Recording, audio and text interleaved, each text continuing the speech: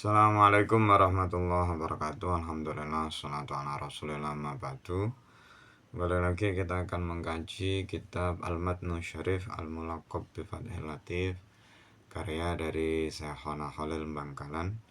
Dan pembahasan kali ini terkait standar atau idealnya ketika menguburkan jenazah. Langsung saja masuk bahasanya. Bismillahirrahmanirrahim. Wa qallu tafni utawi luwih sedidik mendem iku hufratun sak kedokan taktungu kang iso nyimpen apa hufrah raihatal mayyiti ing aromae jenazah. Wa tahrusu lan jaga apa hufrah hu ing jenazah hu ing mayit minas sibahi saking hewan buas. Wa akmalu telo sempurnane dafni iku komatun sak detekan wa bastatun lan sak depo wa yudha ulan den seleh apa hadduhu bibine mayit alat turabi ing atase debu. Wa yajibulan wajib apa taujihuhu ngadepake mayit ilal kiblati maring arah kiblat. Wayahrumu lan haram apa nabsul mayiti ngebongkar mayit ila idza kana kejaba nalikane ana apa mayit iku dufina dan pendem apa mayit bila guslin kelawan tanpa dan adusi kelawan tanpa atus. Fayajibu mongko wajib apa nabsyuhu bongkar mayit malam yataghayyar selagine durung rusak apa mayit. Bismillahirrahmanirrahim. Pembahasan kali ini menjelaskan standar-standar dari mengubur jenazah.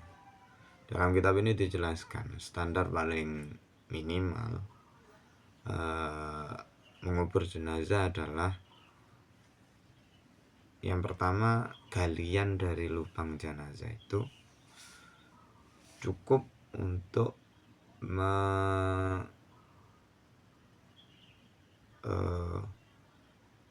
mencegah keluarnya aroma dari mayat. Tentu aroma dari mayat ini akan muncul saat tubuh mengalami kerusakan, sudah mengalami pembusukan dan seterusnya. Nah, minimalnya adalah galian, di mana galian tersebut kedalamannya itu cukup untuk membuat bau itu tidak muncul. Itu berapa? Ya tergantung tempat, tergantung daerah dan seterusnya. Yang mana standar kedalamannya tidak bisa diukur dengan meter gitu ya. Bisa jadi satu tempat yang kering terus kemudian tanahnya itu juga padat, itu tidak cukup jarak yang terlalu dalam. Sedangkan tempat-tempat yang lain misalnya tanahnya berupa batu atau itu lebih dalam lagi, bukan tanah yang padat dan seterusnya, tanahnya ini berupa agak berpasir dan seterusnya, itu mungkin bisa menjadi pengaruh. Oleh karena itu ukurannya bukan meter tapi kecukupan dari galian itu untuk menahan atau membuat aroma di dalam kubur itu tidak muncul di permukaan. Juga ukuran berikutnya adalah cukup untuk membuat jenazah itu tidak dibongkar atau digali oleh hewan buas. Jadi dengan kedalaman yang cukup untuk menghilangkan, itu cukup untuk menahan aroma yang ada di dalam, terus kemudian cukup juga untuk menjaga agar tidak dibongkar atau digali oleh hewan buas. Nah, ini sangat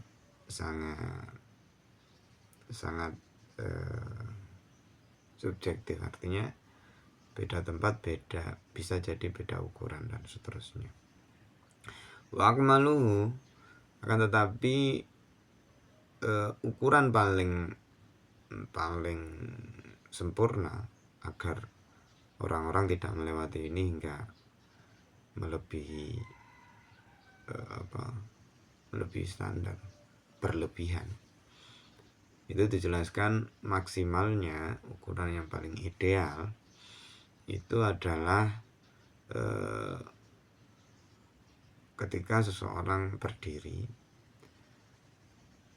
sekaligus ditambahi satu bentang tangan. Jadi satu bentang dengan satu bastoh. Satu bastoh itu berarti tangan ketika diangkat, maka ujung jari yang paling atas itu adalah ukurannya. Jadi ukurannya adalah orang tersebut berdiri, umumnya orang di situ berdiri, terus kemudian dengan tangan membentang ke atas. Nah, itu adalah ukuran yang paling ideal. Artinya sangat dalam. Bisa jadi kalau umumnya orang misal di situ 1,5 meter terus ditambah satu bentang bisa hampir 2 meter. Hampir 2 meter.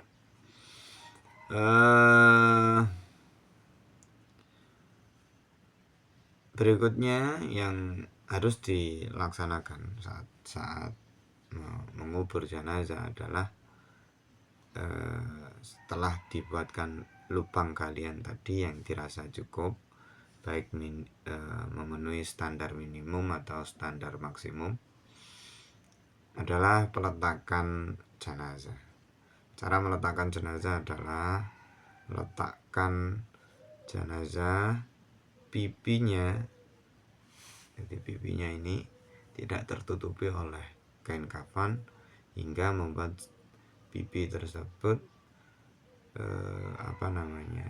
menyentuh tanah. Jadi pipi ini bersentuhan dengan tanah.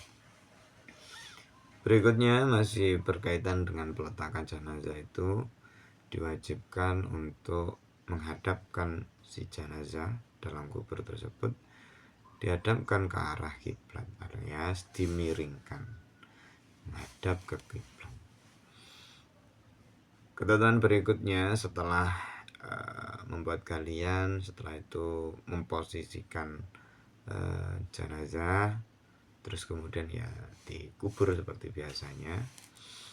Ada ketentuan tambahan dalam kitab ini,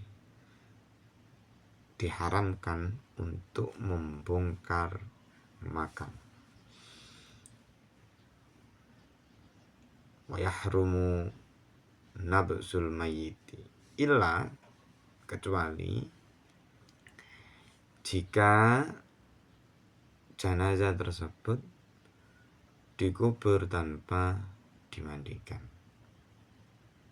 Maka ketika ada jenazah yang dikubur tanpa dimandikan, itu boleh dibongkar makamnya.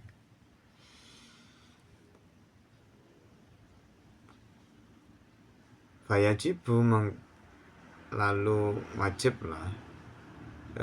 wajiblah jika memang ditemukan ada jenazah yang dikubur sebelum dimandikan, maka wajib untuk membongkar makam tersebut selama, ada catatannya, selama belum mengalami kerusakan.